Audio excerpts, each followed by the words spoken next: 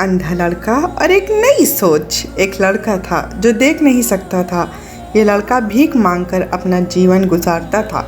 एक दिन ये अंधा लड़का हर रोज़ की तरह एक बड़ी सी बिल्डिंग के आगे बैठकर भीख मांग रहा था।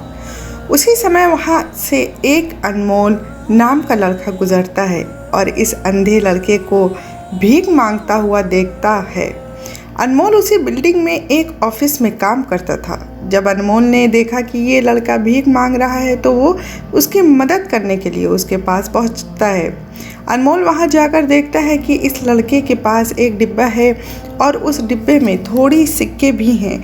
कुछ लोग आते हैं, इस लड़के को पैसे देते हैं और कुछ लोग उसे बस देखकर ही चले जाते हैं। उन्होंने ये भी देखा कि इस लड़के के पीछे एक बोर्ड लगा हुआ था जिस पर लिखा था कि मैं एक अंधा लड़का हूँ, मेरी मदद कीजिए। ये सब देखकर अनमोल अब ये सोचने लगा कि इस दुनिया में भी बड़े कमाल के लोग हैं, जिसे मदद की ज़रूरत है उसे कोई नहीं करता है।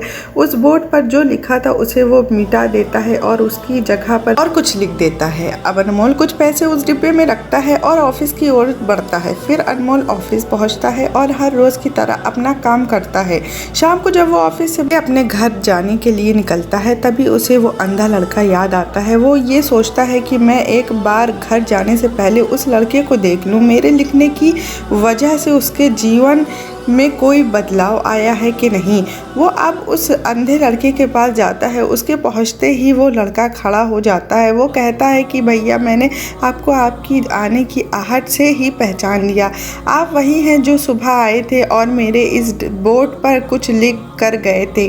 मैं आपको सिर्फ इतना पूछना चाहता हूँ कि आपने ऐसा क्या लिखा था मेरे बोर्ड पर कि जो भी यहाँ से गुजरता है वो मुझे कुछ न कुछ देकर ही जाता है। अनमोल ने कहा कि मैंने जो तुम्हारे बोर्ड पर लिखा हुआ था उसे मिटा दिया। तुम्हारे बोर्ड पर लिखा हुआ था कि मैं एक अंधा लड़का हूँ, मेरी मदद कीजिए।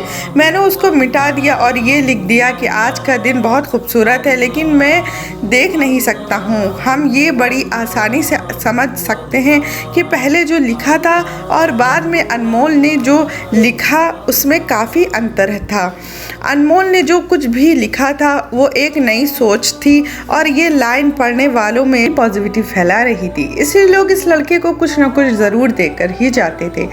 अगर हम हमारे सोचने का तरीका बदल देते हैं तो हमारी ज़िंदगी भी बदल जाती है। मेरे प्यारे दोस्तों, इस कहानी से आपके क्या विचार हैं प्लीज़ कमेंट बॉक्स में ज़रूर करके बताएं। अपने बड़ों का ख्याल रखें। फिर मिलते हैं नेक्स्ट वीडियो में, तब तक के लिए बाय बाय।